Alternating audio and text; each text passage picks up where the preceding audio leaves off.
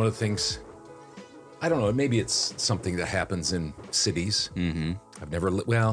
I've lived in a fairly good-sized city, medium-sized city, Grand Rapids, Michigan, but I don't know if it happens in big cities as much. But here in a small town, I've noticed this before. We live on a street called Whitechapel Street in Mazomanie, Wisconsin. And I think you've noticed this before, but this is what's cute and quaint about living in a little village. If you go down our street, it's only 4 blocks long, and there's 3 blocks on the west side of Whitechapel, yeah, and then there's 1 block of East Whitechapel Street. And the signs, and Damon, maybe you could put those up right now. Damon's our... I think he said he was going to try to put a collage together for us. Yeah. Maybe he could put those up here and just show us about what it looks like. So the first sign, well, there's 4 signs on the 4 different intersections. Mm-hmm. And 2 of them say Whitechapel, okay, all one word, and the others say Whitechapel, split. 2 words. 2 words. Oh, yeah. All on the same street, only 4 blocks, 4 signs, 2 different signs. I don't know. I guess they maybe couldn't agree on which was right, so they just did. We're going to 2 on this side, 2 on that side. Yeah, that's kind of a small town thing, isn't it? Yeah, people just close enough, good enough, I guess. Maybe, I don't know if somebody didn't look carefully or whatever when they put it. I don't know who named or the sign maker. I don't know if the sign is named after somebody. Mom talked about that at lunch today. She was going to maybe look up to see if there was some way. I don't know if there's any way you can figure that out, but she's looking it up right now. So maybe she'll interrupt us sometime during the program today and tell us the mystery of Whitechapel and Whitechapel streets. So yeah, I'm not sure I've been consistent either when sending out mail or putting down my address, right, whether it's 1 word or 2 words. Yeah. So yeah, and I've even done Whitechapel 1 word with a small c, but it supposedly looks like White capital C. Yeah, capital with capital C. Capital C. All 1 word, but W and C both capitalized. So I don't know. I mean, that's not that interesting maybe for some people, but it's just kind of one of those things. Yeah, it's one of those things that's just funny to me. And I don't think it's going to be changed anytime soon. Probably not. Just because maybe we can't afford to. It's not that big of a deal. Yeah. So let's see. Today we've got, I'm going to have my second of my Todd's do's and don'ts. And I'm going to say it again, that I'm going to say it on the program, that these are my do's and don'ts. They don't have to be yours, but they are mine. But they will give people something to think about. That's for sure. Yeah, we also interviewed Tyler Boss this week. So we've got that was a fun part 1 of part 2. Yeah. We have just, anytime we interview people, whether they're on the couch, live, or we've just had so much fun. Everybody is so unique. They have such a different background. It's fun to get to know them. So Tyler's fun. He's a fun guy. Interesting background. He definitely was. So we'll have part 1 this week. And then Drew and John, the Couch Potatoes, will be here for Arkansas. We've got Arkansas this week for the state, and we'll tackle that. And hopefully there'll be some fun facts about that we'll be able to chop up. Yeah. So, do you think we talk enough about... We got our numbers too. Oh, yeah. I forgot to mention that. Yeah. Just quickly, do you think we talk enough about, like, for instance, once in a while we'll have a voiceover person come on. They'll say, I'm Mike Praviti and you're listening to, or I'm Mallory Handford. Yeah. I'm Bill DeWees. Yeah. Now, Bill is our podcast voice. And so they'll be hearing that in just a moment, just so they know who they're listening to. And he does a ton of coaching. And maybe I think we always have his... Yes, Bill DeWees Live. Yeah. BillDeWeesLive.com. Go there, get his blueprint. That's something that you got. And I technically don't have it, but Bill, if you're watching, I'm kind of using it through my dad. So sorry for doing that. Probably owe you a double take on probably. that. So BillDeWeesLive.com. His son does a VO Tech Mastery class. His name is Alex. It's very good. He's done our audio to get it all set up. And then Mallory Handford, Fiverr training. Is his daughter. Is his daughter. So check those things out, and we will get started with our 16th episode.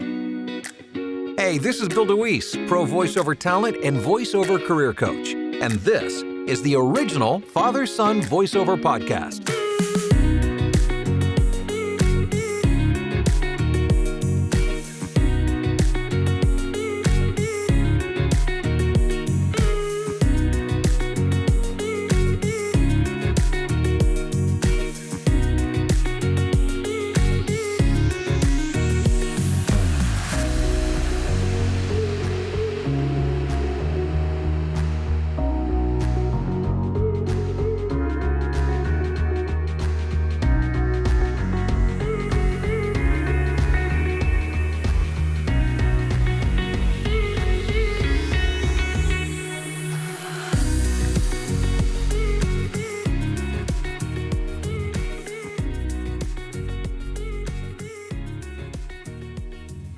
Hello, and welcome to the original Father-Son Voiceover Podcast, where father and son talk about all things voiceover and maybe a little bit more.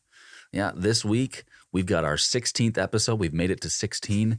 So you're stuck with us. A lot of people said we couldn't. Yeah. We couldn't get to 16. Yeah. It's a big number. It is a big number. Yeah.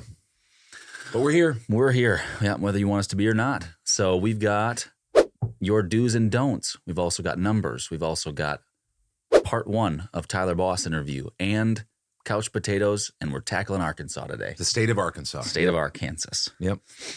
So we've been talking about the do's and don'ts. They're my do's and don'ts. And every single time I'm going to read this list of caveats that I would make sure that you understand, because I might be different than you. I might have a different situation than you do. And so here they are. These are my do's and don'ts for me. I'm always going to say that, like I said, each week. I'm 62 years old, so I'm not 26 like you are. That's true. And I'm 62. I have an established voiceover career of 12 years, going on 13. I've made multiple six figures in voiceover for the last 5 or 6 years. I live in a very small town, as we highlight often here on the original Father-Son Voiceover Podcast in the Midwest. So I'm a Midwesterner. I don't have a business degree or a business background. I'm quite conservative when it comes to financial things.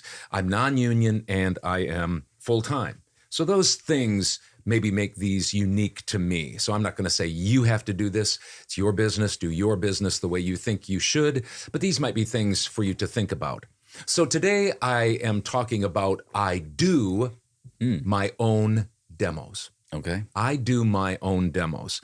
Now, demo production is a very hot topic. I don't know if you know that. If you watch podcasts, if you listen to people, coaches, gurus in the VO world, it's a pretty hot topic. And lots of VO talent and coaches have kind of a three-pronged approach. They say you have to get lots of training. Then you have to get a pro demo, Okay. and then you need to get agents, and probably be union, not all of them, but work through agents.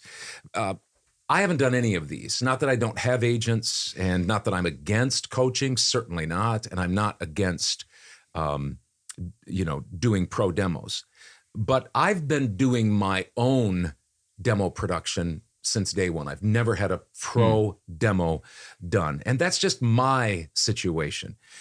I have 30 years of radio experience. And in that 30 years, I produced thousands of spots, producing voice and music and sound effects and different things like that. So I might have something that you don't have. Nevertheless, personally, this is just my belief. I believe that if I had a pro demo done, I think it would be better than my demo. I just do. I just think some pro demo producers, not all of them, some of them I don't think know what they're doing, and I think I do a better job than they do because I've listened to some of their stuff.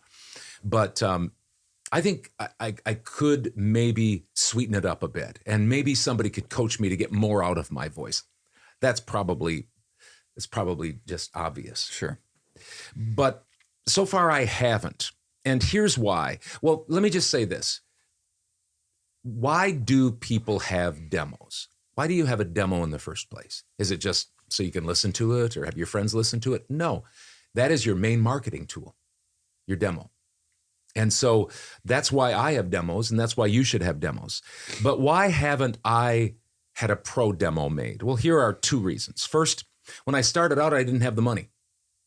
And I know that goes against some people. Some people say, well, save up to get the money because you need to do that. But with my background, I did a DIY demo and it was getting me work. So I just thought, okay, I'm getting work. Yeah. And it seems to be good enough to get work. And so I'm going to just keep putting it out there and improving as I go along.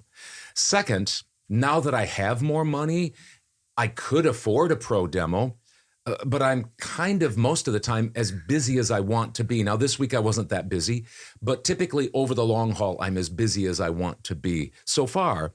And so I have that reason. Plus, I have tons of links. Being in this 12 years, I have tons of links of projects that I've done that I can put in direct email marketing or on, platforms and things like that show off my work. So that's one of the reasons, or the two reasons, why I don't have a pro demo as of this point. Not saying I never will. Maybe I will someday. I've thought about it and I keep thinking about it. But one of the things is I don't buy into the old ways of doing things. And I call them the old ways because they're more the standard ways of doing things 10, 15, 30, 40 years ago. That is getting all sorts of training, getting a pro demo, and then getting agents and having to go in that order and doing that maybe exclusively. But that's me. Mm-hmm. And so remember that as you make your plans, your business is your business. It's none of my business. But that's why I do what I do. So that's your second do's and don'ts for me. So we've had a don't last week, and we've had a do this week. Yep. Nice. There you have Canceling each other out. That's a little bit interesting because, like you said, you don't have one, and maybe you should have one, and you've thought about getting one, but you were getting enough work at the start that you were like, well, I can push that off for a little while. And you've made, what's your best year money you've made? 2 years ago, let's see, 2020, I made $331,000. Yeah, so those are 331 reasons why maybe you don't. Now maybe you'd make $400,000. Yeah, maybe. If you had that. Some people would argue that. That's maybe a decent argument, but $330,000, I think you talked about, and I don't know if we've talked about it on here, but that's the top 1% for voiceover actors. Yeah. So that's pretty impressive that you're able to, like some people might say, get past those obstacles of not having a pro demo and not having a, what do they call them? An agent. Yeah. You've done it without them, so it's possible. Yeah. Anyway, that's just interesting because I follow in your footsteps. And obviously it wouldn't be wrong if I did try certain things out. I thought about you doing a pro demo. Yeah. But I don't, and I produce my own demos from your help and stuff like that. So, and I think I've made close to $20,000. So that's, you're garnering work. You just need to you just need to get yourself out more and continue to improve your demos as your skills and add links that show off your best stuff. So all of that is now some people also might argue that maybe it would be good to, have a pro demo because you'd get other types of specific work, maybe higher paying jobs. Like that's true. Get a promo demo, get a radio imaging, television imaging promo, get a a real top commercial demo or movie trailer demo. Okay. Those types of things, I get that. And those are things that I think about and that I don't rule those out. But at my age and with the success that I've had right now, I'm kind of banking on my DIY semi-pro demos, I might call them. Hi, I'm Tyler Boss, and I'll be featured as a guest on the original Father-Son Voiceover podcast. I can't wait. Come check out my interview. I'll see you there. All right, John's here. Are you ready for our numbers? We'll go VOMP, and then mine, and then Dad's.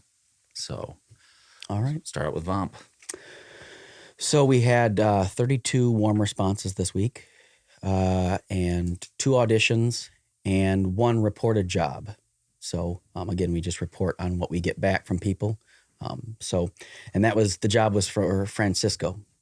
So Francisco's on our voice roster, yep. And we send out for him direct email marketing. Yep. So congratulations, Francisco. Yeah. And you mentioned reported because you send out an email just asking our voiceover talent, of which we have around 45 that we represent, And we know life is busy. Yep. So oftentimes, we're assuming that people are probably getting some jobs or, maybe getting some warm replies or auditions. To be quite honest with you, especially if I have a fairly busy week, whether it's personally or, employment-wise, voiceover-wise, sometimes I forget how many auditions I have or warm replies I have. So I get that. We're not putting anybody but down by saying that they either don't report it or forget it, but it's just those aren't always indicative. Whether it was last week, I think we had 6 jobs or 7 jobs. Yeah, There might have been more, but probably were more. Yeah. So this week there was 1. There probably were more. We have jobs. people consistently say, hey, I forgot to report that I got an audition, or hey, I got this. And so we just go with the stats that we have before the podcast. Yeah. So, and for those of you who, I've been doing this for 12 years. And like I've said, I don't report any of my ongoing work. That's what we're hoping people will do is when you get a client, if you get another job, ongoing work or job after job after job, that just let us know that's also a job. If I did that, I have most of my, how much? Probably 2/3 of my income last year was direct email marketing. So obviously I would have been reporting, I had 12 jobs this week because they're all, or more, 15 jobs this week because they're all recurring clients from 5, 10, you understand what I'm saying? Yep. Yeah. So yep. just But something to think about. you keep track of total money with those things. Your total money isn't just your new clients, correct? You're talking about, you only talk about your new clients when you say, well, I have new clients, but you don't, when you do your total money, you don't not include them. So Correct. you include them. Yeah, is what I'm exactly. trying to say. Yeah, boy, I would be making a haul Yes. if, like last week when I made whatever $6,000 or $7,000, whatever it was, if that was all just new clients, that would be very strange and unusual. Yep, it's all of my clients over the years. Yeah.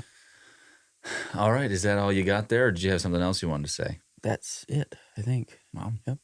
All right. This week, I didn't have any jobs from my email marketing efforts, but I did get 13 warm replies. Wow. That's nice. Yeah.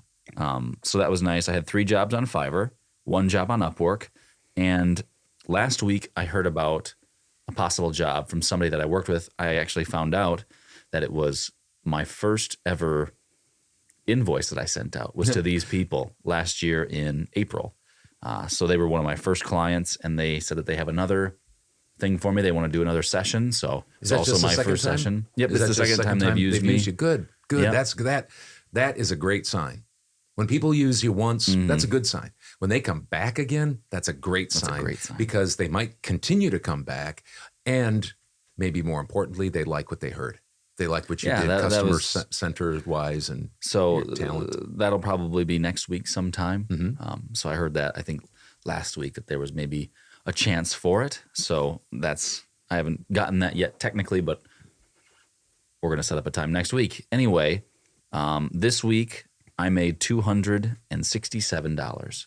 So all of those were off of platforms too. So I didn't get any auditions this week or any jobs from my email marketing. But that's why we talk so much about diversification, having platforms, having agents, having direct email marketing, having pay-to-plays, all of these different ways. Then you're, like for instance, some weeks I might be real low on my direct email marketing clients for me, but maybe Fiverr or voices.com kicks it up a little bit or vice versa. So that's good. Those were all platforms that They were Upwork and Fiverr. Nice. Yep.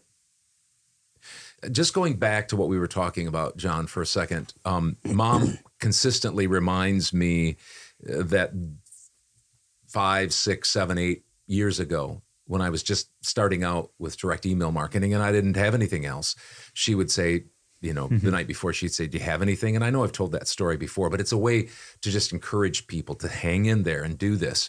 And I would say, no, I don't have anything going tomorrow. But you know what I woke up doing? Marketing.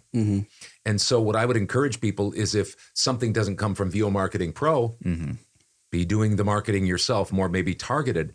So here's what I talked. We met with one of our gentlemen today that's a longtime voiceover talent. You'd know his name. I won't use it, but you'd know his name. And we're just working on getting his up, as far as his marketing is concerned. And I told him about what I was planning on doing, because I haven't been quite as busy as I want to be some weeks. And so on those not so busy weeks, what I'm going to plan on doing myself is start investigating agencies in Europe, because I've got some tips by watching podcasts from specifically a woman that's done a lot of work over there. And so I'm going to be Googling agencies in Europe and seeing what I can come up with and trying to figure out that market.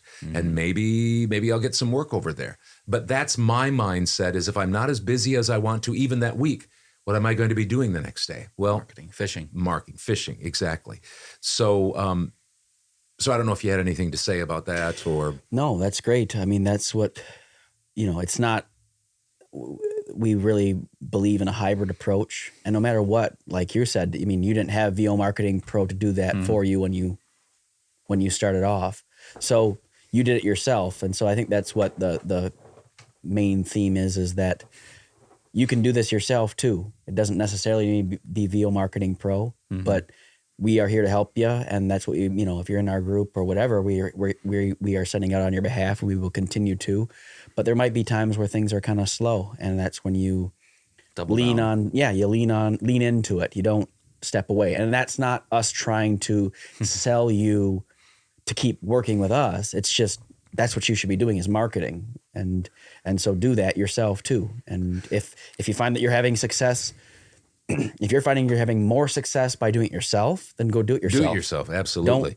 Just do what you need to do to be successful. And that's what we're here to help. Yeah. And that's how we can help you. And we just have that database and we're experts, we believe in this direct email marketing.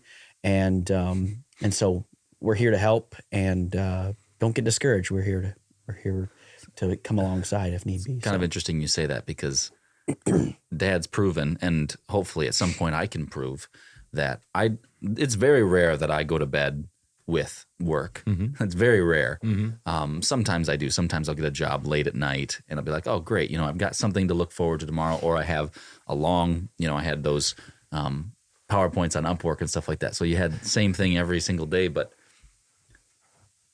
it really is true that you're the expert of this, because you had the same thing and you stuck through it, and you've shown that it works. And so hopefully I can do that too. So that's just another person that shows, I don't know, I'm just a little bit spitballing there, but you had to stick through it, whether you had any, help at all or not. You stuck through it and you grinded through it. And I'm fortunate. I've got the guys from VOMP. I've got you.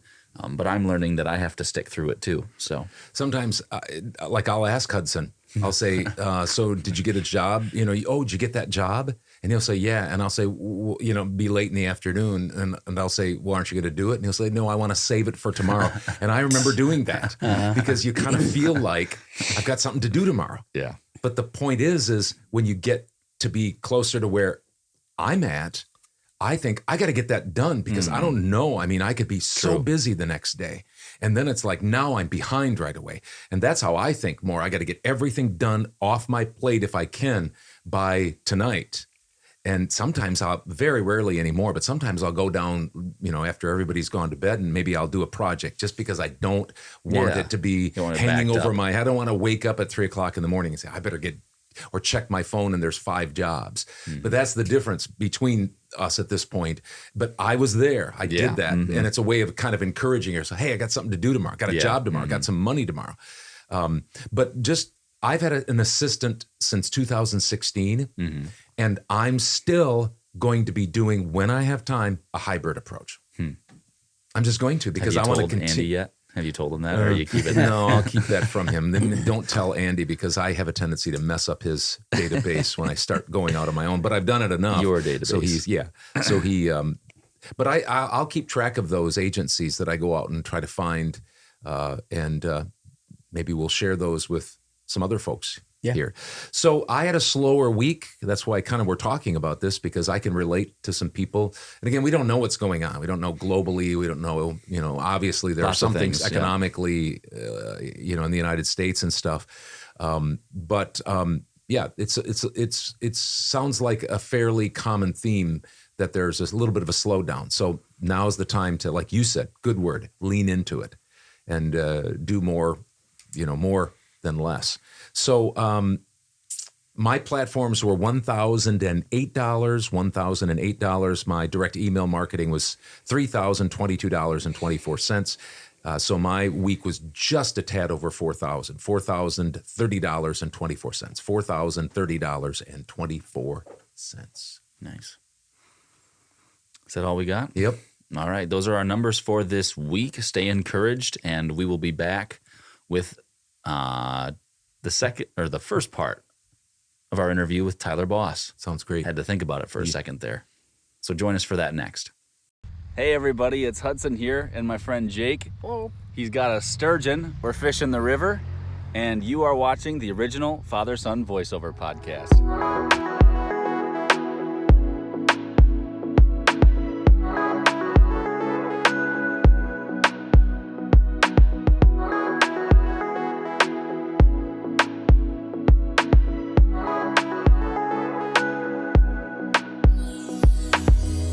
Welcome back to the original Father-Son Voiceover podcast. This week, our interview was Tyler Boss. Mm-hmm. Tyler Boss is a dad of how many kids does he have? 7 years and under. 7 years and under. Busy He's guy, busy, and he had kind of an interesting story on how he got started in voiceover. So we're going to play part 1 of his interview right here. Over. Oh, you're recording now. Yep. Apparently. I guess so. How we doing? Yeah. Hey, is that Todd? Where is he? Where'd you go? Right here. Do I have There my camera on or something? Everything working right? How you doing, Tyler? Pretty good. Thanks for agreeing to do this. Yeah, very excited. Thanks for having me. You bet. I talked to him about the 30-minute and then hoping to talk to him a little bit later. He was telling a little bit of a story about his son in baseball. So maybe you want to finish that thought, Tyler, before we get started. Yeah, I mean, anytime somebody asks about voiceover and stuff, I mean, my favorite thing is just being able to do things like that. So it's just a testimony of how cool it is. Like, I'm just at my son's, little baseball game. He's 7, so they have this league that they play during the day, just in the month of June and a little bit in July. And I can just stop over there, watch him play, and come back and start working again. I mean, it's just, it's amazing. And I turned on the video and I went, man, I guess I got some sun. Like, I look red, but whatever. Yeah, it looks like you pulled up your sleeves. You got a farmer tan going there too. Look at this. Yeah, there nice. You go. That's the true mark of a voiceover artist right there. You got to wear a hat though, Tyler. You must have worn a hat to the game or something. Yeah. Yeah. Right. Because your head didn't look red. It looked like you had it covered. 4/7. I mean, look at this. I can't be out for 5 minutes. It's going to be bad. I'm going to be like that soon. As you can see. Oh, yeah. Shave it. How old are you, Tyler? 36. 36. So you're my oldest son, John's age. He's 36. He was born in November. When were you born? Who's oldest? You or John? When's your birthday? January. I'm older. Okay. Yeah. By 11 months, almost a year older. You're going to be 37. Well, that's a while yet, another half a year, but you'll be 37 in January. Yeah. I'm celebrating my half birthday right now, man. Oh, wow. January 9th. Well, it was January 9th. Yeah, that's 7. Never mind. Yeah. And you're originally from Fort Wayne and you live in Fort Wayne. Absolutely. Yes. Yeah. And I have a follow-up question with that, but just a little tidbit. My wife, I met her in Grand Rapids, Michigan, but she's from Coldwater, Michigan. You know where that is? Absolutely. Just up 69, an hour, less than an hour, probably on 69, if you can go 70 miles an hour. Yeah. So yeah, I mean, we went to Fort Wayne a lot when we were dating and stuff like that. And all of her relatives are from Indiana. It was Waterloo, Corona, Kendallville. Let's see, Garrett. Oh man, all those. That's right in your neck of the woods, isn't it? All over. Yeah, you hit them. Yeah. You're familiar with those, I imagine. Oh, absolutely. I mean, Auburn. Yeah, right. That's just right that's on the way. Like if I went to Coldwater, it'd be on the way. And I worked at a radio station for 11 years that had a translator in Coldwater. Okay. So, yeah, I'm familiar with the area for sure. Definitely. Yeah. Yeah. That's neat. It's kind of a small world. So you back to the being from Fort Wayne. I thought maybe by your little description that we send out to you guys that are going to be on the show, the podcast, that you maybe grew up in like Cleveland or Ohio, but somehow the next state captured all of your professional and such interest. Indiana doesn't. You like Cleveland's baseball team, Cleveland's football team. You like the Cavs too? Are you a Cavs fan or a Pacers fan? Like NBA, yeah, I don't know who's playing. I don't know. I saw a ticker that said the Cav. I am like a Cavs fan, I guess, just because it's Cleveland. I saw a thing. I was watching the Guardians game. I don't want to say Indians. Yeah, got to be careful. Right. I was watching that game, and on the bottom it said the Cavaliers signed point guard Darius. I don't know to a 2-year deal, and I guess it's a big deal. So I was like, yes. We did what it. does that mean? We did it. Good job. Yeah, I lost interest in the NBA back in the 90s. I just couldn't. I don't want to diss the NBA. That's not what our podcast is about, is dissing a bunch of people. But nevertheless, I just can't. I can't get into the culture of the new NBA in the last 20 years. And the Bucks, of course, won the championship, Milwaukee Bucks, a couple of years ago. So I had some interest in the team a little bit. But why? How did you get to be an Ohio, basically Ohio fan when you live in Indiana? That's a state right next door. Yeah, absolutely. Well, I grew up in the county next door. I mean, it's like if you go that way for 20 minutes, you're in Paulding, tiny village of Paulding. And I grew up there, and I was just Buckeyes, Browns, and I was a Bulls fan because of Michael Jordan. But it was all Ohio, all Cleveland, and so that's how. And it stuck with me. I'm not gonna cross the border and then just become a Hoosiers fan. What's a Hoosier? So, yeah. Buckeye. I'm always gonna be a Buckeye. So what a Hoosier is. Yeah. You don't even know. I don't even know what a Hoosier is. That like a hardworking person in Indiana, or like steel workers in Pittsburgh and stuff like that? Is that not that they're steel workers, but is it like a name for the working class or something? I don't know. Maybe not. I'm in front. I'm just gonna Google it. Oh, sweet. What's a Hoosier? It's a native or inhabitant of Indiana. Thanks. Okay. Yeah. We knew that. There's got to be something more than that. There's got to be an explanation. I mean, I think I remember looking that up once, but I can't remember what it is. So you play baseball in a rec league. Yeah, I do. And what level is that? Because Hudson, I don't know if you've ever heard this. Hudson was his team, his senior year, won the state tournament in Wisconsin. And in his division, and he was the player of the year in his conference. He's a very good baseball player. Just yesterday, he had another, what was it, a 2-run homer or a 3-run homer in home talent. It's above high school. It's a lot of college guys. They have some guys that have made it to the pros at different levels and such. What is your rec league? Is that about that level, or is it a little lower? Is it more like high school? What is it like? Just older men playing high school, or what is it? Yeah, it's pretty much it's the old guy league around here. I played in the 18 plus, similar, but not, I don't think as quite the level of competition as Hudson would be playing in, but we kind of made this league a few years ago. It grew out of a younger league that just kind of dissipated. And then we created this other one, and it's kind of like you have to be 28 to pitch, for instance. So it's an older league, and I was in the younger league and did well. And, I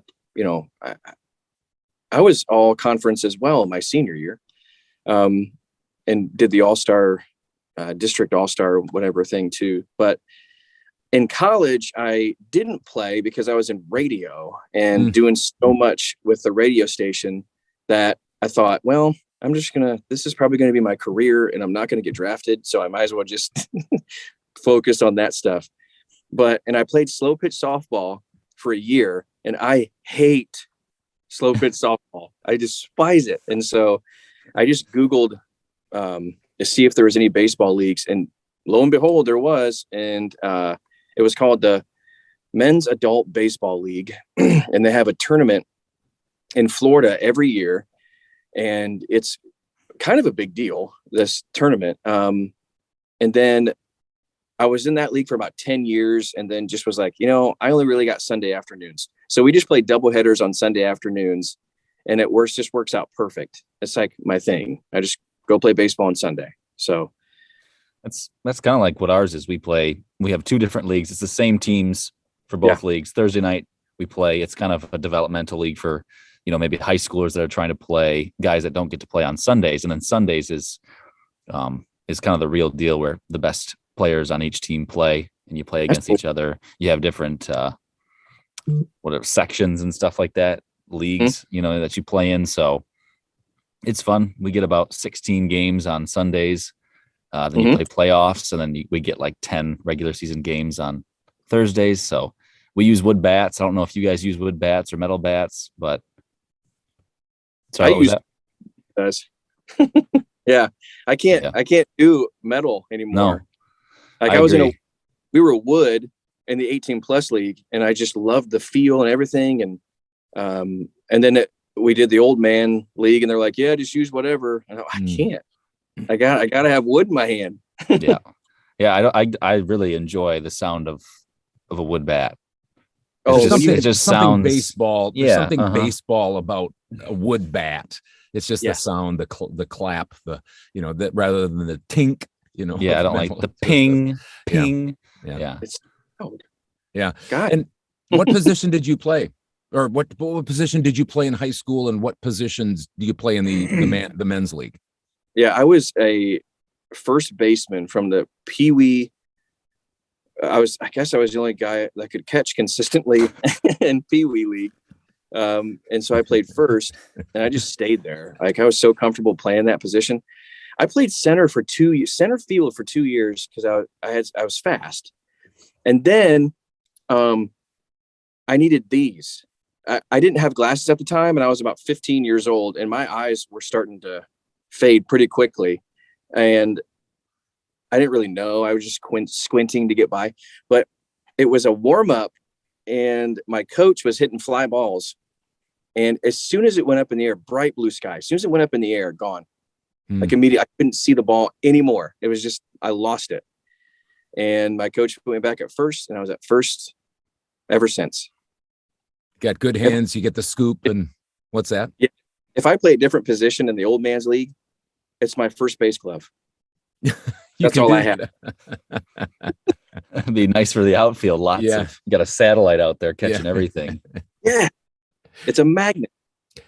Hey, with regard to, so you've got five children under the age of 7. So maybe you want to talk a little bit about that. But one of the questions I have is, for voiceover, what's a typical day like for you? Because I remember, when our kids were little, I've been doing this. So I'm going to be starting my 13th year. And I remember my youngest is 20 now. So he was 7, and then, but it was still loud upstairs because I'm in the basement. My whisper room is down here. It's loud upstairs. And I was just wondering, what's a typical day like for you with that many, kids? Do you just shoo them outside even in the winter? They have to stay outside all day, or how does that work? All right. So here, the cool thing about the house that we just moved, like 2 doors down, but even in the previous house that we had, I had a little workshop bump out space in the garage. And so my dad built a whisper room type thing, like a little 3x4x7 closet. And I sweat my butt off in that thing for 4 years. But I was away from everybody. So it didn't really bother me too much. I would still get bass, like if we have a Sonos, like, sound bar. And so if they were watching a movie or something, I could hear that rumble. But the magic of EQ, you can just cut that thing out. So it didn't bother me too much. Now, here is even a better situation. So we just moved 2 doors down, and there's a 4-car garage. And then in the back of it, there's like a little extra addition to the back of the garage, kind of like a shed. And I had my contractor who had built studios before. I just said, just build me an isolation room, double walls, double doors.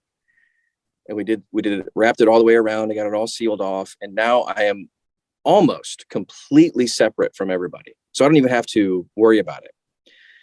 A typical day would be, I wake up at about 6:15-ish. So I get up as early as I possibly can, depending on how late the previous night was.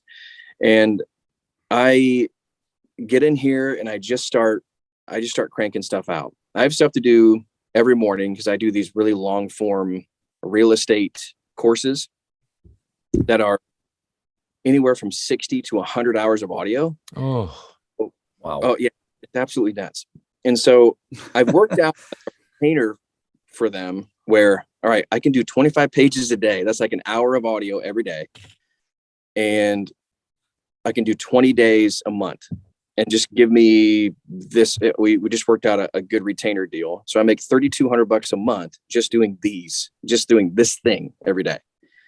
And so I get that, and I get that knocked out right away. The first thing I do, and whatever time I have left in the morning, and when I say morning, that's like 9 a.m. I'm in the house. We're doing breakfast with everybody and stuff like that.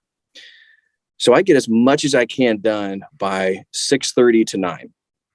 And that's a big chunk of what I do. And then after breakfast, I'll come back and I host. Well, I don't really host. I kind of ghost host 2 podcasts, 3 now. And all I do is read blog articles. Like, they have their website set up, tons of blogs, and I read those and just send it to them, and they post it whenever the date is. And I'll do, like today I did 3 of those articles, and that's kind of the bulk of my morning. And then take a break for lunch. And I also do these meditations. It's a Christian meditation app called Abide. And that's not every day, but that usually is kind of like today, this time right now, I'd be doing a meditation or a bedtime story or something like that. That is a very unique niche in voiceover, and it's growing. You have, just looking on the App Store, you have Calm and Headspace, and there's another one, something, and then there's Abide. So if you even look at the top 5, Abide is kind of right there with Headspace and Calm in terms of total downloads and YouTube views and subscribers. So they're taking off. They're getting really big. And it's just, this is something that I think a lot of voiceovers aren't looking into, but it can be very lucrative as well, is the meditation space. You got to unlearn some stuff though. You have to really dial it back. Yeah. Really chill. Yeah. And it's hard. I mean, it took me a little bit to actually get used to that. You're typically sitting up straight and you're like, you're engaged in the thing, but there's a fine line between, here's the thing, like when you're doing a bedtime story, you're not trying to put somebody to sleep because they're bored to death. Like, what you're trying to do is, while they're sleeping, like, be entertaining enough where actually they're visualizing what you're saying and talking about.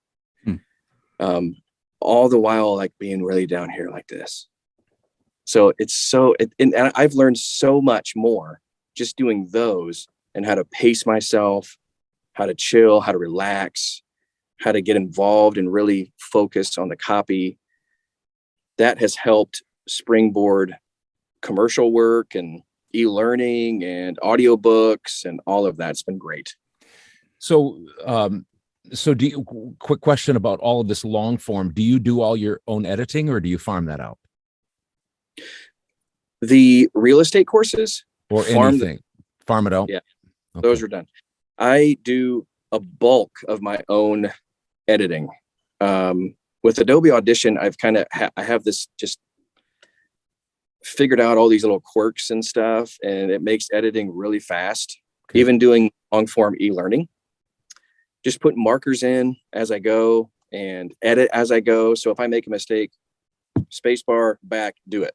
I'm real fast. So yeah, I don't have a whole ton of editing to do. If I farmed it out, I think it'd be kind of boring because it'd just be, this is kind of already done. So what you have, Tyler, is you have a lot of long form stuff, but it's stuff that you get basically every day. You've got and that's quite unusual for a lot of voiceover talent. They're waiting for their next commercial gig, or they're going to do a ton of auditioning, or things like that. Now I've built a lot of my is long form. It's I don't do audiobooks anymore. I did 30 early on. I don't like really doing audiobooks. Right. I didn't find them to be that lucrative. I'm trying to move a little bit from doing a lot of e-learning to a little bit more corporate work as I get a little bit older, because I just don't want to be in the studio quite as long, energy level, different things like that. But almost every day, because of my direct email marketing and things like that, I have something to do almost. I mean, I fill up my day most of the time too, but you have especially filled up yours with these retainer type things, with these jobs that you have. And that's intriguing to me. It's very intriguing to me. Yeah. I found out early on. All right. So my story of this is in June 2016, I was working at the radio station, and, I was full-time there. And I thought, and my wife was kind of picking up jobs here and there at a restaurant, just trying to pick up shifts so we can pay for formula and diapers and all that kind of stuff. And I thought, I'll just start doing voiceovers and just see if I can make a couple bucks a month, and so you can stay home. And so June 2016, I got on voices.com from a guy. Okay. Fort Wayne, by the way, Sweetwater Sound. That's Fort Wayne. Yeah. Sweetwater. Yep. So I was at Sweetwater picking up a cheap, interface, it was a mixer board, a Alesis mixer. Don't recommend that for anybody ever. It's awful. That's why it's $40. But I picked it up because I was going to do some station work remotely, and I just needed something. I had an SM58, and I plugged it into the Alesis mixer, and I'm like, yeah, I'm all ready to go. And the guy said, you ever heard of voices.com? And he introduced me to that. And so I jumped on there. I started the month-to-month thing. I was doing everything wrong. It took me like 3 months to get my first gig in August of 16. I was in the wrong room. I was all echoey. I had one of those shields, that you wrap around your microphone. I thought that would work. Like, none of that stuff. It's all just gimmicky things. And so I went into the closet and I just started clapping. Like, hey, this probably works. And so I sat in my closet, and this is our old house. And I just kept put some towels in there and some pillows and stuff. And I got some foam. And as soon as I did that, I started auditioning, and it was just boom, like clockwork, winning auditions. And I'm like, hey, I could do this. And I think I made like $6,000 from August of 16 to December of 16. And I thought, I'm getting some momentum here, and a couple of repeat clients. And about midway through 2017, I thought I could literally do this full time. I'm going to work as crazy as I can to get as many clients to come back as possible. I started to, and at that point I was still doing I need to get 15 auditions every night. As soon as I got home from work, or as soon as the kids went to bed, I'm in the booth just doing auditions. That was okay. But I thought, there's no way I can do this full time if that's what I'm doing. I'm going to be waiting for the next gig. And what if it dries up? All that kind of stuff's going through your mind. And how do I do insurance? And how do I do all that? 2018. So for 2017, I made like 24,000. 18, I surpassed my full-time income. That was the first year I made like 55 or something. And I thought, okay, 2019, I'm going to work 60 hours a week. And I prepared my wife, like, this is what I'm going to do. And then 2020, I'm full-time. So I did about 90 grand in 2019, and I couldn't keep up with it. In July, I was like, okay, I told my boss, I can't do this anymore. Yeah. I quit. Yeah. Because I had to give them like 6 months ahead of time.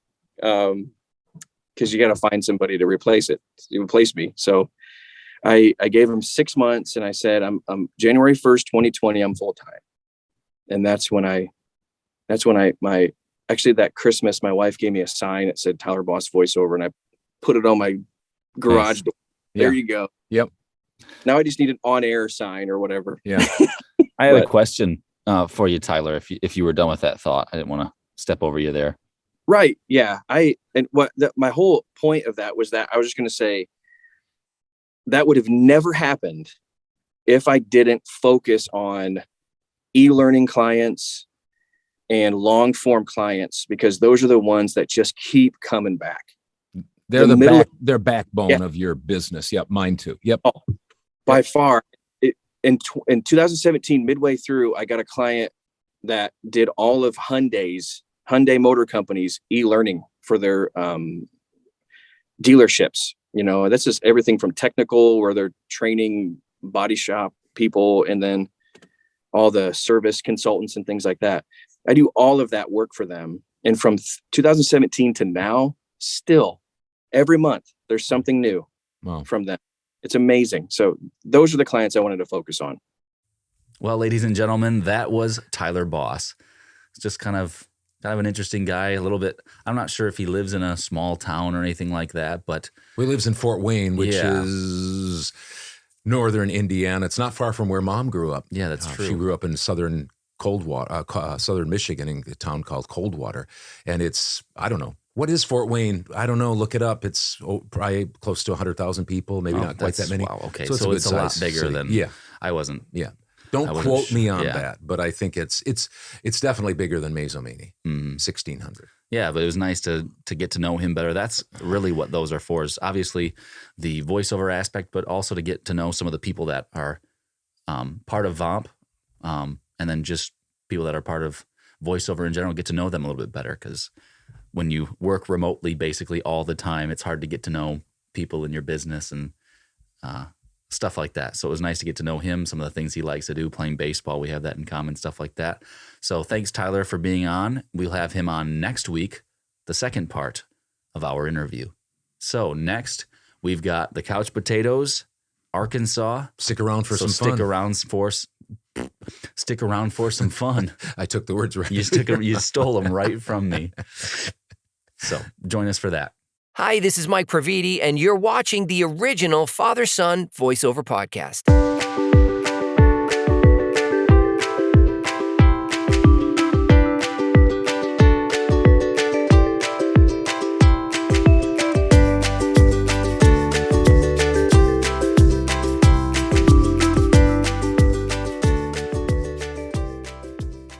So I don't know if this will make the edit.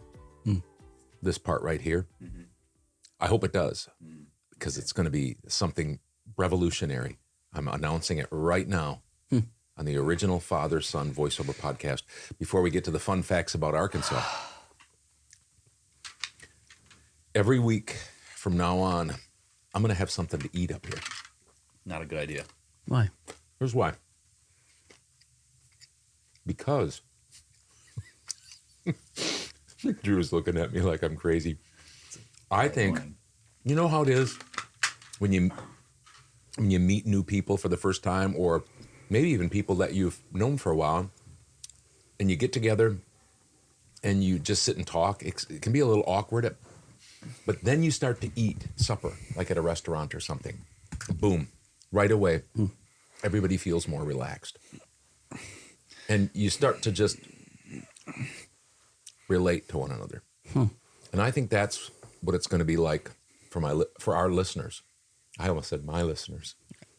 They're going to be listening to all of the smacking you do. Well, but what if we ate popcorn? I wouldn't be so bad, would it? I think that would put everybody at ease. John wouldn't be able to handle that. He can't handle us doing any type of eating regularly. Is this too loud in your ear?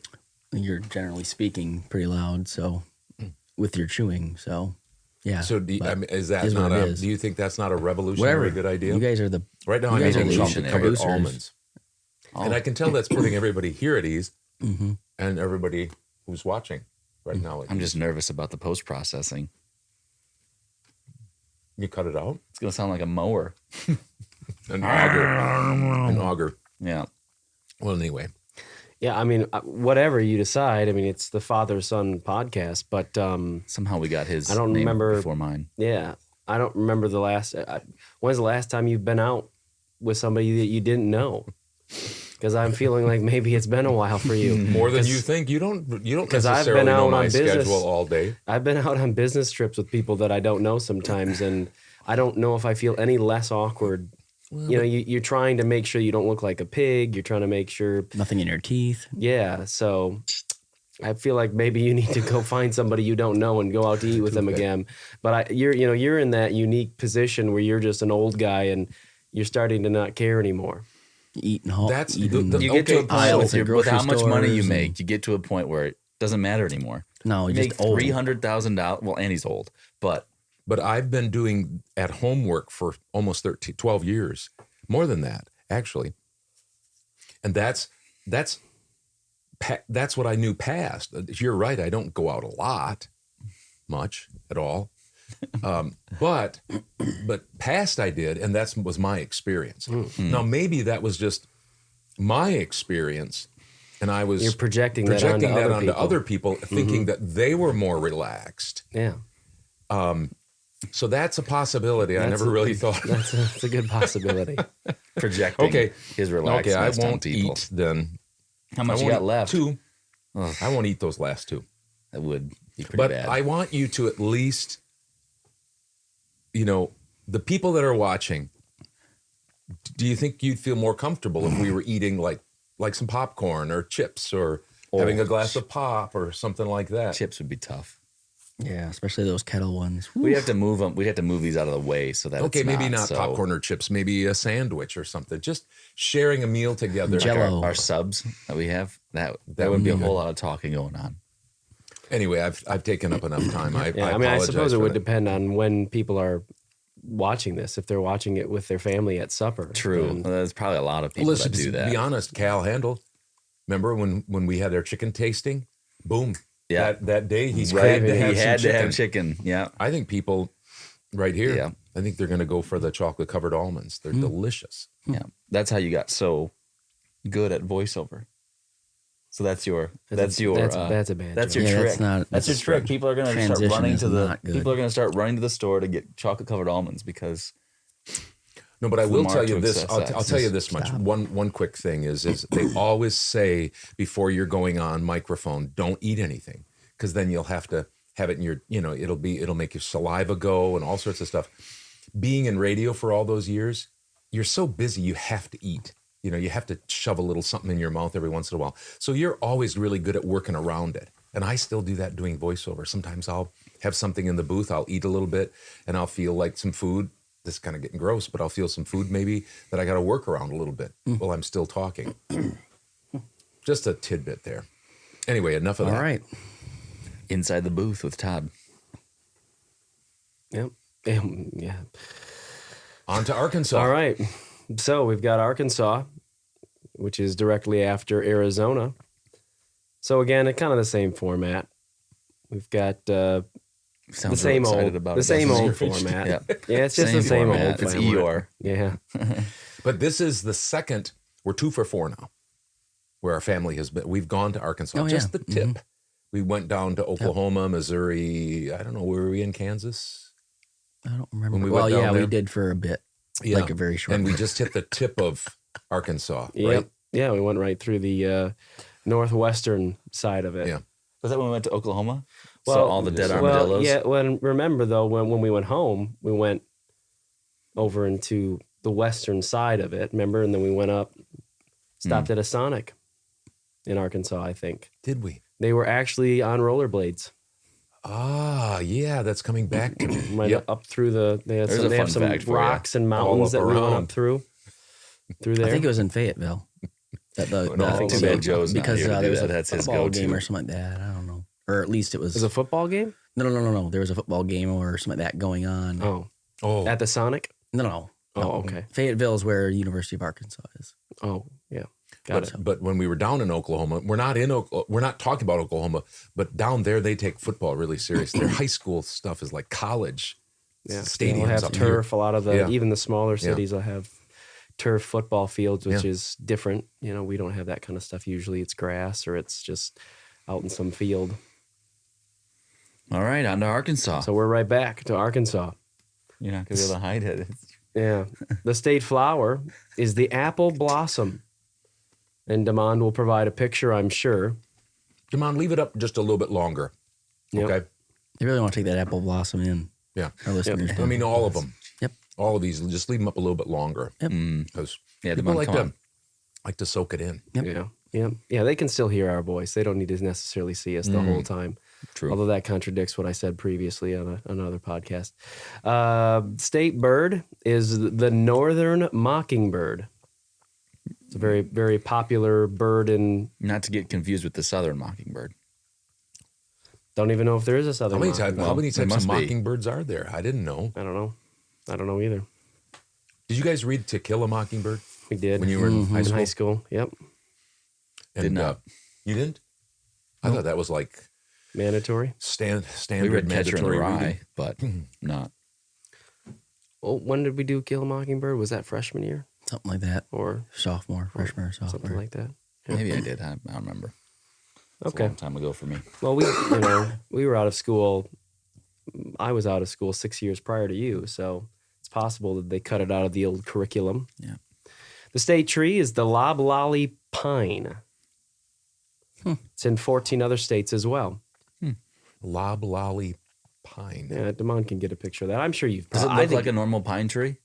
Or is it's it pretty does it have a tall little and- different? Yeah, it's a little different. I think it's pretty tall, and the tops have the what do they call those? The boughs, pine boughs. I think. Oh, I think that's what they're called. all right. That sounds normal. Reasonable. It sounds yeah. Sounds good to me. Very right. Very smart. The state motto is, I probably won't get this right, the Regnat Populus. Regnat? Maybe it's Regnat. How do you spell that? Regnat. Regnat? Regnaw? No, Regnault. Regnault. Regnault. Regnault. So it's Latin, not yeah, there you French. go. Yeah. But Well, they're close. okay. I think does every state have a Latin? I think they I do. don't you know. Yeah, probably. Latin yeah. motto I would to make think. them sound like it's really important and like it's something they really thought about. And this is that Latin name is or phrase is the people rule. So there you go again. There they go. State animal is the white-tailed deer. I was a little bit I didn't realize it was the white-tailed deer. So that's interesting. And the state insect is the honeybee. Do those deer look just like the white-tailed deer we have around here? I don't You know. I didn't get a picture of it. Hopefully Damon will have one. And An we'll be Arkansas able to- white-tailed deer. Yeah. Let's come on. Sorry, too many directions, but maybe you could get a Wisconsin white-tailed deer if they're different, and a Arkansas white-tailed. Yeah, deer. a little See if compare they- and contrast there. Yeah. The state nickname is the Bear State, so we can't get away from bears. The Bear State, the Toothpick State, the Wonder State, the Land of Opportunity, which I thought that was America. They just stole theirs. And then the Natural State. Mm-hmm. But the two most popular ones that they had was the Wonder State and the Natural State. I think it's because of they've got like a ton of natural mineral resources. So I'm wondering if I think it's because of that. It's not like go natural, kind of go natural type I that don't thing. It's think more so. of a natural resources. Right. I Like think what kind of that's- natural resources do they have? Do you know? They have hot springs. They have precious gems like diamonds and garnet and jasper and quartz So Interesting. all sorts of good Lots stuff of there. minerals. How many states would you guess? Let's have a guess right now, and then we'll come back, and either later on, or this next time we'll come back with our guess. How many states would have bear in them? You think in the United States out of the 50? Yeah, that's a good question. Would you think that like probably Rhode Island, New Hampshire, Connecticut probably wouldn't? But see, I haven't been there, so I have a tendency to think of them being more metropolitan areas. But there's rural areas, obviously, in How those close places. are they to Canada? I mean, they're not. I mean, I know they're on the opposite. How close are the bears to Canada, or how close are those states? Well, there's a lot of bears that are close to Canada because there's a lot of bears in Canada, and that's what I was getting at. Is they could have migrated over, for lack of a better or down. term, over / down. Right. Yeah. Yeah. No, I depending mean, on what's- Rhode Island, I would think several hundred miles away from the Canadian border. Sure, but it's up there. You know, Yeah, so they might have. compared to southern states. Yeah. But how many? What? Just guess. We might be way off. Just to see how many out of the 50. I'm gonna say 47. 47. I was thinking it might be high. What do you think, Drew? I'm gonna guess that it's probably closer to like mid 30s. Okay. I was going to say 42. Okay. I am going to say 40. I'm going to say 40. Because California has bears and... That's on their flag, one. I think. Yeah. That's... Anyway. Got to get through a bunch of... I don't know if... Like Hawaii, I don't think has any I bears. don't think them. Bears. I mean, Wisconsin does. We have some. Yeah. Minnesota does, I would think. We had one, was it last summer, that was lurking around here? Black bear. Yeah. People took pictures of it, Here's actually. It was... Here's the thought. What if... Do you count... What if all of those states have zoos? And they have... That doesn't okay, count. so that doesn't count. No. Because No. Clearly. that could be... Clearly. Clearly? These are in the Okay. wild, the bears. You guys talk Clearly, amongst you yourself, guys. and I'm gonna look it up because I am Oh, nice. technologically savvy. All right, You'll so have an answer in just a moment. Well, maybe not. So we talked a little bit about hot springs. Since the 1830s, the area now known as Hot Springs National Park has bathed notables as diverse as Franklin D. Roosevelt, Babe Ruth, and Al Capone.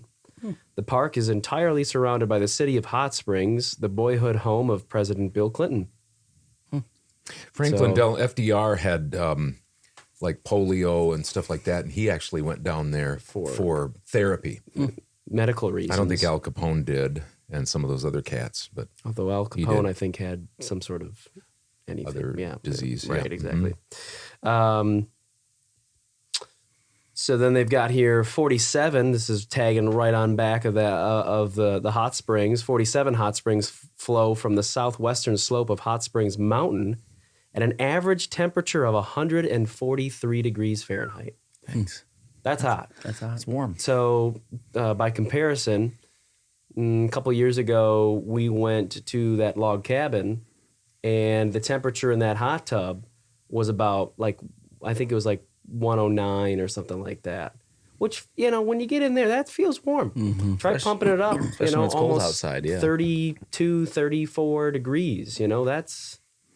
Cooking. That would be hot. That's yeah, skin I'm melting. not sure that would be good for you. I don't think they'd allow people to go in there if it wasn't good for you. Yeah, it's true. So. Well, you said people go, oh, those exact springs are the ones they go into? Is the 134 degree ones? 143 degrees. 43. Although there could be some because it's an average temp, so it Okay. could be hotter than That's that. true. Well, it would be hotter very than that if it's true. average. Yeah. okay. So I'm not finding this very well Makes sense. because I'm not I was wondering. very. But this says planning on that. which states do not have bears. Mm. Black bears can be found in almost all states in the United States of America, but there are some states that bears do not live in. That's that doesn't help Which me are the at all. states? Yeah. I'm probably Sometimes not Google looking. is- Where can you see Who- black like, who bears in said that? America? Okay, I'll keep looking. You guys keep talking amongst yourselves. Okay, this could take us to the rest of the. So we'll get it I think we might get it at the very end. All of this time will be without one of the couch potatoes because now we've flip flopped. John and I are. You're gonna think we're leading you on.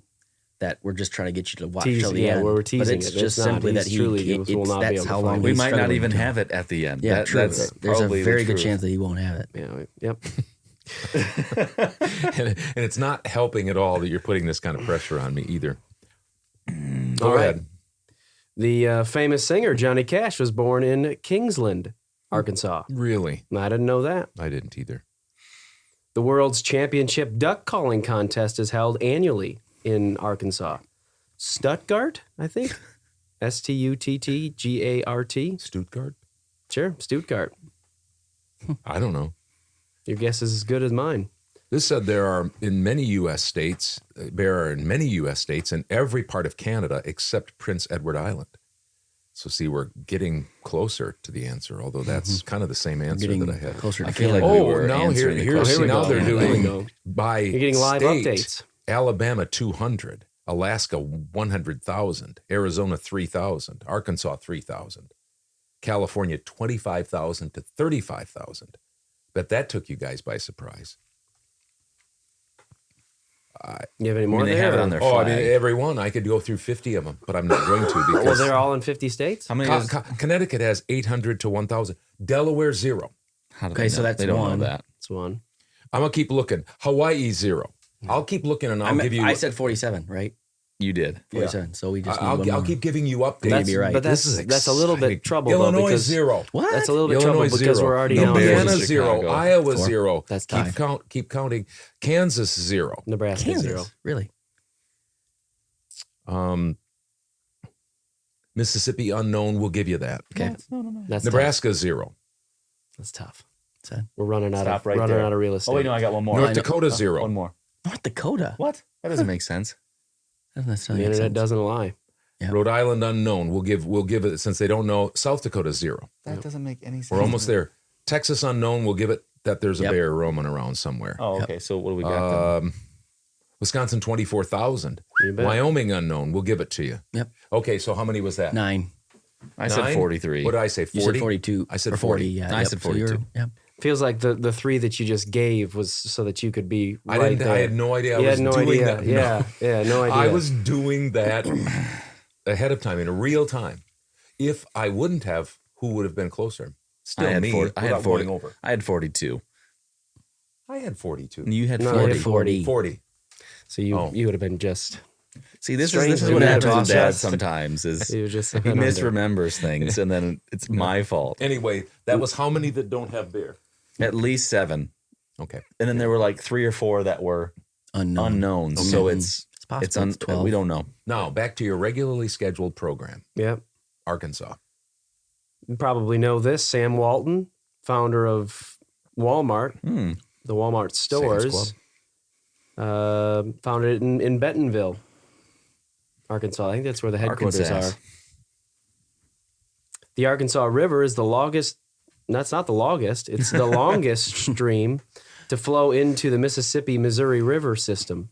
Its total length is 1,450 miles.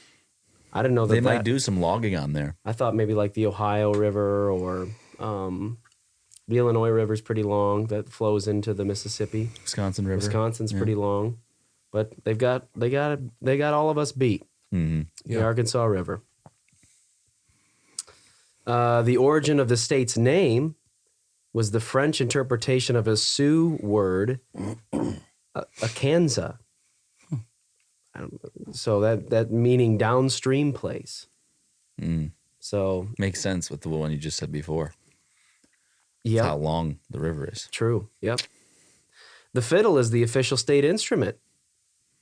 Designated this in 1985. Sometimes in some of these states, they just kind of feel like they're just kind of throwing stuff in after the fact. You know, they're just kind of making stuff up. But let's be honest. I know this is stereotypical, but somehow with Arkansas, I just picture them on their porches playing the fiddle. Yeah. Does that not ring a bell with you guys mentally or not? you know, is that- there's I guess other I'm just states saying. with the too. South, I guess. Yeah, there's other states too that probably. I mean, if you're going to play in Texas, you know, you got to have a fiddle in the band. That's true. You know, that lead Kentucky, guitar is maybe. hot. but- Tennessee. Not for Louisiana, man. Right. Yep. So Was that a song you were just? Yes. Oh, okay. Is that a country song? you bet. Okay, Charlie sorry. Daniels. I think Charlie Oh. Daniels. Oh no, is that Alabama? Alabama, I think. Might be Alabama. That You gotta lead stop talking guitar is about hot, but Alabama. not for Louisiana man. That help you out? Nope. All right, back to Arkansas. Close. Pine Bluff is known as the world center of archery bow production. Pine Bluff, Arkansas, not Pine Bluff, Wisconsin, as you may have thought. Wisconsin. How big is Pine Bluff, Arkansas? I don't know. Bigger than Pine Bluff, Oh, Wisconsin. easy. Guaranteed. Pine Bluff, Wisconsin is basically Probably should put it's that, unincorporated. I think so, It's yeah. just a Put that little disclaimer. across. Little burg. Put that disclaimer on there just in case it is. No, I get somehow- it. No, they've got It's on the map. Pine Bluff. I think they have a. Don't they have a university there? Probably, I think yeah. it's University, like of an Arkansas extension, at Pine like, Bluff. I think. yeah, like Because I've seen them. I think they're a Division I school because I think I've seen think them you're right. in the tournament before. How close are we there? What's the? How close are we to Pine Bluff? No, Oh, I can't. I don't know. Drew, can you see? yeah, I see can it. see. How much time we got left, dog? We got 8 fun-filled Oh. minutes Can we left. finish it up by then, or are we going to have to take I a don't little know. break? And I feel like we're going to go over. I feel like we're in trouble to go. We're I'm just in- happy that we actually got it. Dad's finding of the let's be honest. I mean, I didn't get any credit. I get a lot of discredit, flack. flack from There you you go. guys, but I didn't get any credit. I found that. I don't know if it was real or not. I mean, and it proved that I knew the most about where bear are located. Once again, Dad, father knows best, Father knows best. or father thinks he knows best. Anyway, go for it. In 1876, two Fayetteville newspaper editors had a street fight to settle their differences. I don't know what kind of differences they had. They settled them. The loser had to sell his paper and leave town, which he did. So these guys had some sort of issue with each other in Fayetteville, these newspaper editors, and they said, let's fight it What out. year was that? 1876. I wonder what kind of street fight they had, because back then, dueling with pistols was relatively popular. So I don't know if it was that, because a fair number of them lived dueling with pistols. And that's being serious about your word. Like if you said, "Hey, if you prove me wrong in this, whether this How many paper bears are on article, the yeah, how many bear are in the United States? I'm gonna get off this podcast. But it's even more so.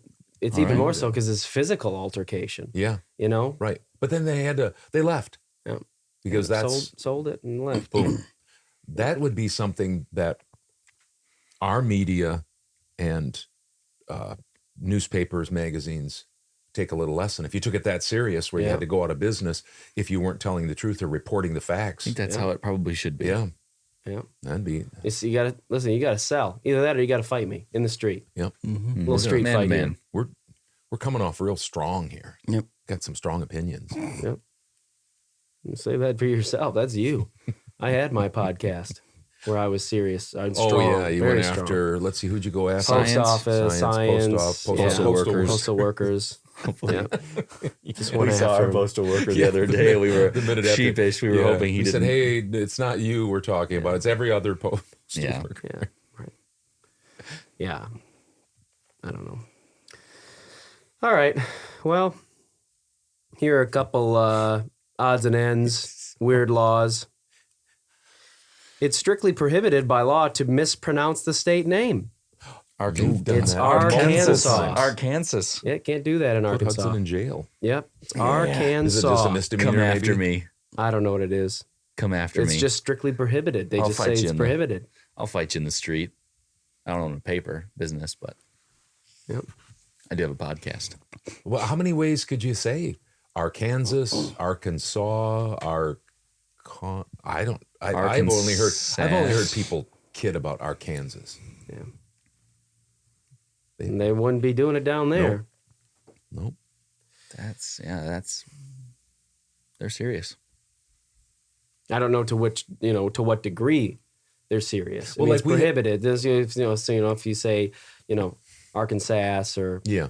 they say, hey, Yeah. don't say that You get anymore. one Yeah. warning. Yeah. The next I don't- time. well, that's prohibited. They Think don't- about Wisconsin. People Kick say you out. Wisconsin. Wisconsin. Wisconsin. Wisconsin. They have all sorts of, Yeah. regional accents and they Right. try to pronounce it. We have a tendency Except for to in say Ohio. Wisconsin. Except for in Ohio, they don't have an accent. No there, accents in remember? Wisconsin. Yeah. Wisconsin. That's how You said Ohio, right? Ohio. Yeah, he said Wisconsin. You said Wisconsin. That's all I'm right. sorry. That's all right. It's okay. We'll let it pass. We're not prohibiting that. Yeah, that's only in Arkansas. Yep. In Fayetteville, it's illegal to kill any living creature.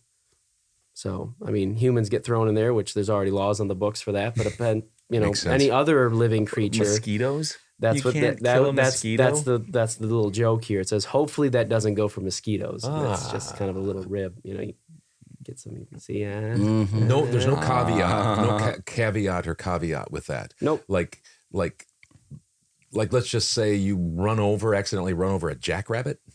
I think that's an allowed. accident, maybe. That's an accident. I see. This is this is to kill. This is this is to kill. I mean, that was an accident. Murderous intent. At least I'm assuming. I'm going ahead and assuming that for How do you for hunt? the people. How do you hunt in Arkansas? Because that's intent. Yeah, this is in Fayetteville.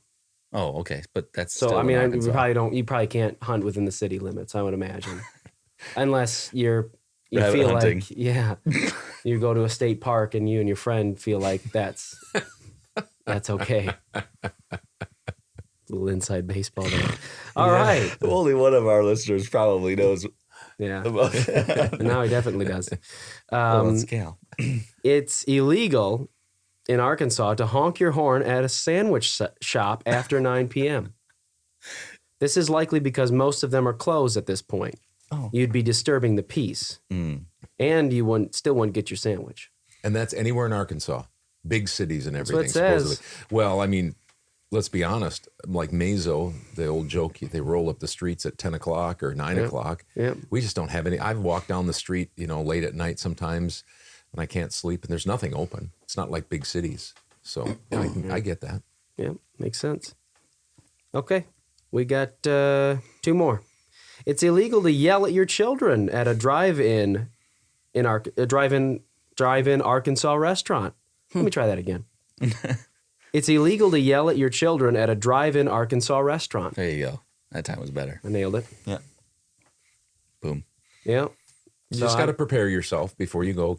Yell at them before, yell at get them the after. kids Yeah. Hey, organized. let's get our orders together so I don't have to yell at you. Right. Yep. Yeah. Yeah, you're forcing me to yell at you. Mm-hmm. That's a good parent. No one may suddenly stop or start their car at a Little Rock McDonald's.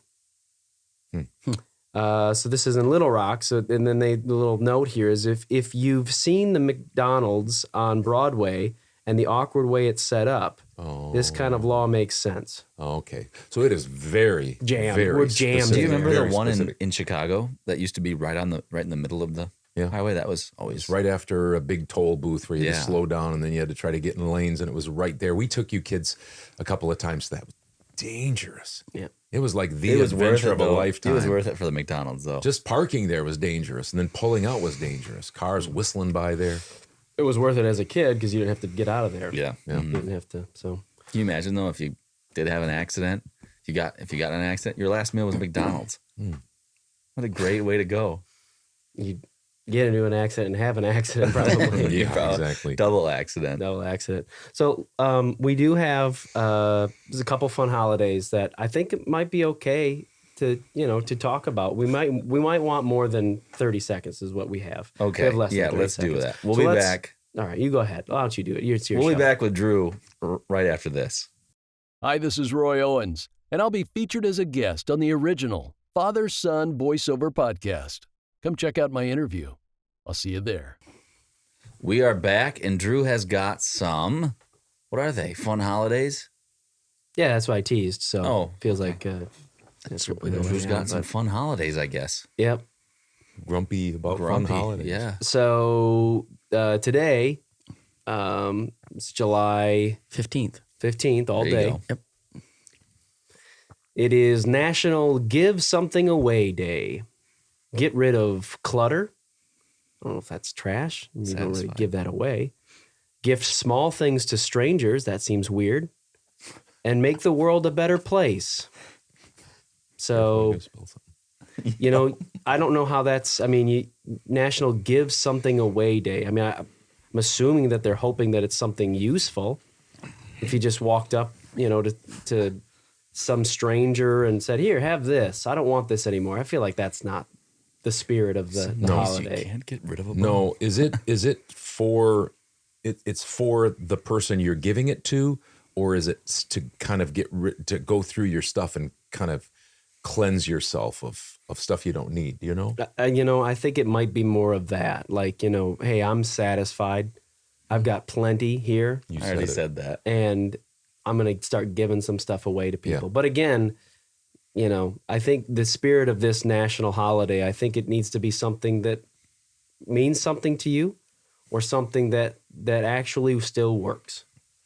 When you guys were little kids, I'd have Mom go through your toys because you'd get toys from grandpas and grandmas and uncles and aunts, and sometimes you'd buy some birthdays, other holidays, and we'd have you go through, and she'd go through and get rid of some of your clothes and stuff, go through them regularly. Do you guys do that regularly now? Do you kind of not with toys? I don't really have toys anymore. But you knew what I meant. I mean, your clothes or different things like that. You kind of sort through them. Joe doesn't, does he? Does he hoard things? Deshaun's also a hoarder. I give him a lot of my old clothes because I know he'll take them. That's an easy, just get rid of it. Joe will take it. And he's got a nickname that we will not. He hangs on. He hangs on for a long time to that kind of stuff. Yeah. You should see the laundry he goes through. He does a lot of laundry. Yeah, and he doesn't really go anywhere, which is a very strange combination. There's you, John. You're the oldest, Drew, and then Joe fits in between Drew and Hudson. Yeah. And you three older boys with Joe, you two plus Joe live together, and he's got that reputation of a guy that he's a pack rat. If you'll give him something, he'll find a use for it. He will find a use for it. I mean, I do see him using most of the stuff that I've given him, which now I need to give him something today for our national give something away. One isn't enough for Joe. He's got to have a couple. This is. Let's be honest. Does Joe though right now, with help from Mom especially, maybe a little bit from you and from me, very little, does he have the nicest garden though right now? It is a nice garden. It's very nice. You've got to better than not having a garden. No, it's a very nice garden. It's clean and it's growing. Yeah, I mean, we should have a picture of it. Joe would be proud to put a picture of that right now. Joe's garden. Yeah. How do we get on? Oh yeah, this is give stuff away. Okay. Sorry. Speaking of, we're giving quite a bit away here. Yeah, quite a bit of family information, fun. And taking a lot of people's time. Yeah. Oh, another thing, with National Give Something Away Day, and there might be, I'm assuming that there's probably like a national garage sale day, but it reminds me of garage sales, National Give Something Away Day. We would do garage sales sometimes, and the stuff that we had, that we cherished, that we were using, the stuff we were putting on sale, we didn't have. Everybody else had that or better. When I would see people buy stuff of ours, I felt bad for them. I thought, what do they have? That. What do they have? You could just have it. Yeah. They're just going to give it to you I don't know because about you must that. be doing a lot worse than us. We needed the money, and if they're willing, but they're, sometimes, and this is, I'm coming after garage sale people. Sometimes you see those people that head to garage sales and they're buying stuff, and you're thinking, what are you going to do? It's trading junk. It really is. They're going to be selling that somewhere, to somebody else down the road soon, it would seem like. It is possible that if you're skilled at it, if you know what you're doing, what you're looking for, it is possible. But my question is always this. How do you know? Because what kind of time have you put in to figuring out what exactly you're looking for? You made a lot of mistakes along the way. Or you could be really good at being a shyster. You'd say, yeah, this is, I found this is a really good So you think they're piece just of big art. liars? They could be. And then other people are just dumb enough or don't take enough time. And they just are like, yeah, that looks like it. I'll buy it for $40 and it's only a $10 thing. There you go. There you go. You made $30. Yeah. Or, but the thing is that like on those antique road shows, sometimes those people, they're just oblivious. Yeah, they come up with a painting or something like that. And I'm like, well, that's an original, and it's like, oh, wow, that was a good find. Here's $5,000. That's $5,000. But there was a time in my lifetime where antiques became a thing. Mm-hmm. Before they were just old things. Mm-hmm. And then they became a thing. And if you were an antique dealer, if you knew what to look for, Mom's grandpa on her mother's side had an antique shop. Oh. And he knew what to look for. And so I'm not saying he was doing anything bad. He might go into somebody's house and they were selling something, or he'd say, you want to buy, can I buy that from you? They had no idea what the value was. He did. And so furniture, all sorts of things. That could be pretty. Then that it's could be more of a pretty trade. lucrative. It's more of a craft. Yeah, it is. I think it was Yeah. back then. Now, yeah. When we lived in Grand Rapids in the early 80s, they had some real, that was when garage sales really took off. And there was a lot of nice stuff. Like I got really nice golf clubs and shirts that were still in the packet, just my size. Stuff like that was around People there. I don't buying know if stuff that's, for you. I don't know if that's really the way it is anymore. It just doesn't seem like it. Not around here when we have our big Mazo days. That being said, I will say this as well, that you go to like a school's lost and found, that ties right in to garage sales. The stuff that they have at the lost and found, if I would have been at school at that point, I just would have been shopping there. You'd be doing really well. Well, with the money that we had when you guys were little, especially you two older guys. Yeah. The money If we you- didn't have. If you that. didn't come home with your jacket, we went looking for it. We maybe went back to school that day to try to find your jacket. Oh, yeah. Now you have jackets laying around all the time, and it's like it's just Give it to Joe. if it's been there, if it's been there for 3 or 4 weeks and nobody's picked it up, it's just Buy a new one. they just go for it. I mean, there's so Seriously, much the thing- expendable I mean, income. It seems like. it's the sweatshirts you see there, the Water equipment. bottles, It's like hats, gloves. if that was me, I mean, even today, if that was me, I'd know that I missed that. oh yeah. Now, depending on how awkward the interchange was going to be, I may now that I have more money, I just would say, you know what, I'll just buy an extra one. But if I knew right where I left it, I mean, I'm Did you know going I tried back. to do that one time in high school?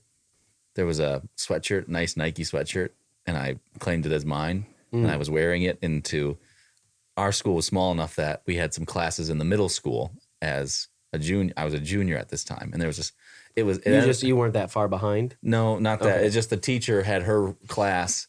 She taught math, right? juniors, seniors.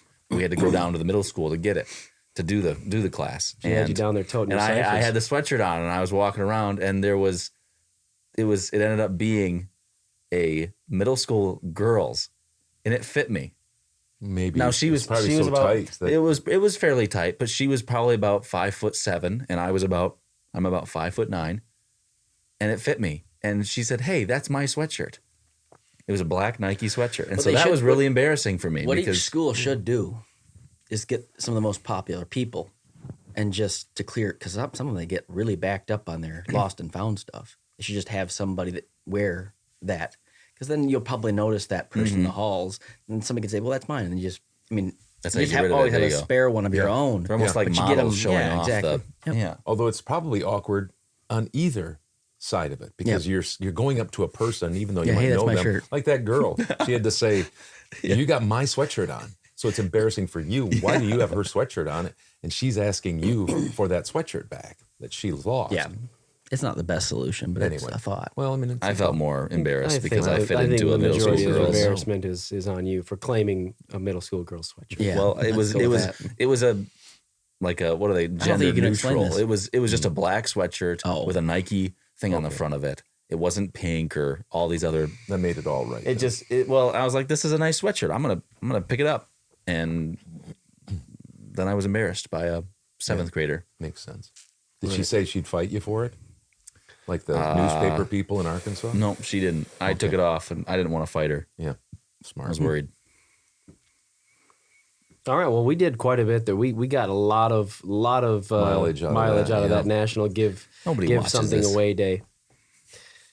Get rid of clutter. They can zoom Give through. Hit small the 10 things to second button. strangers. Still, I'm not on the gift small things to strangers train, but That's all right. that's all right. Well, yeah. We'll gift things to Joe, like you said.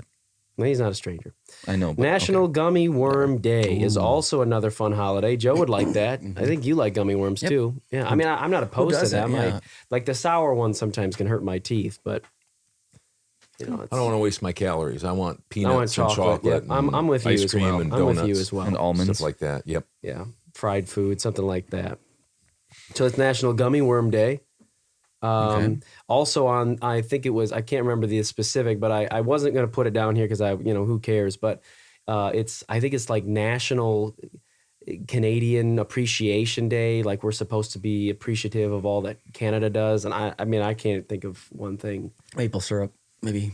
Hockey. Did they create? Hockey. I don't know you if they like created hockey. it, but like they- hockey. Yeah, hockey's fun. They've Hockey got a they lot. got really good fishing up there, I hear. Yeah. That's You gotta about go it. there to appreciate They're that, nice. though. They're really nice people, aren't they? Have It more seems like it. bear. Have more Yeah, bear. they have more bear up there. Thank you for being nice. Yep. National Pet Fire Safety Day.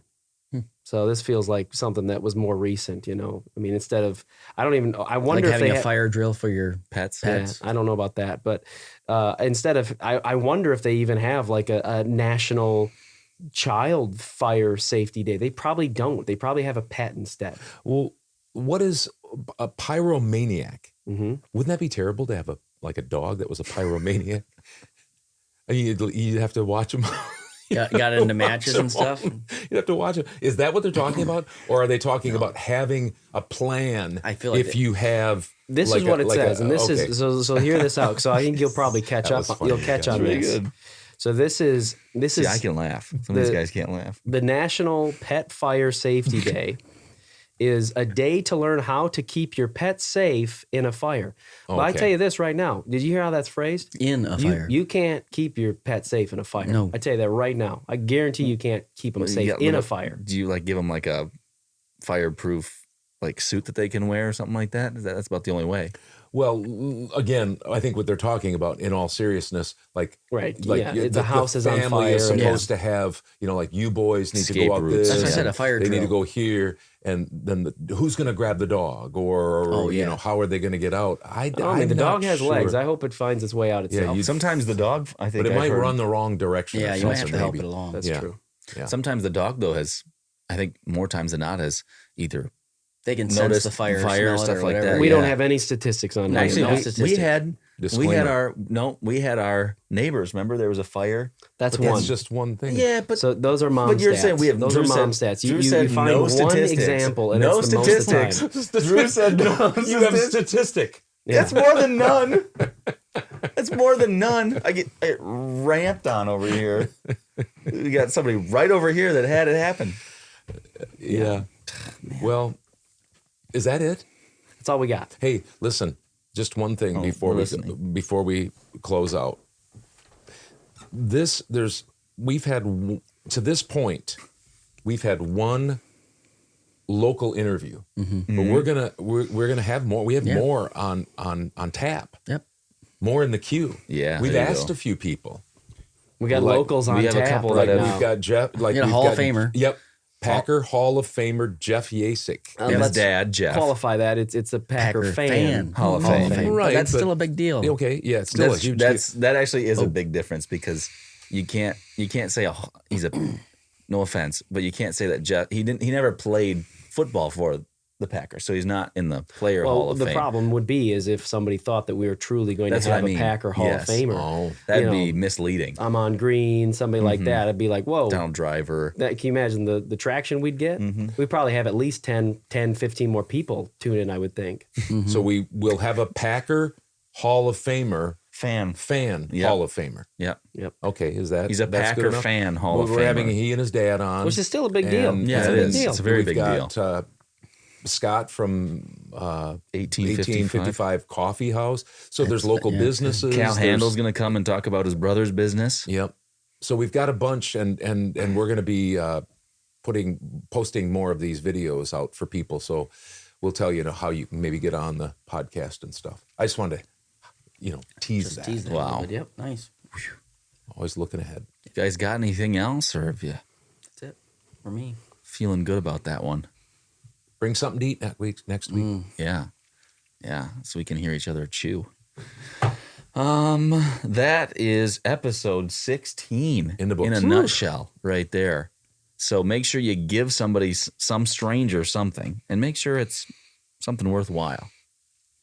That's what we got from Oh, today. it's just, give something away. It And doesn't have to be a stranger. Teach your pets how to, be safe in a fire. And I don't like social media and me. We're just not that. But you're all over social media. But the point is if people like this, they're supposed to hit the there's subscribe a like or the button. like It's like this, button and you or click something it. like Yeah. that. And you can comment too. Yeah, we like Yeah, comments. We That's do. kind of fun. Yep. Sally does a great job. BJ does a great job. Cal does a great job. That's only 3 people. We need a couple more. 5 or 6 would be a good start. So We want you. yeah, we want you. All right. Thanks for tuning in, and we will see you next week for episode 17.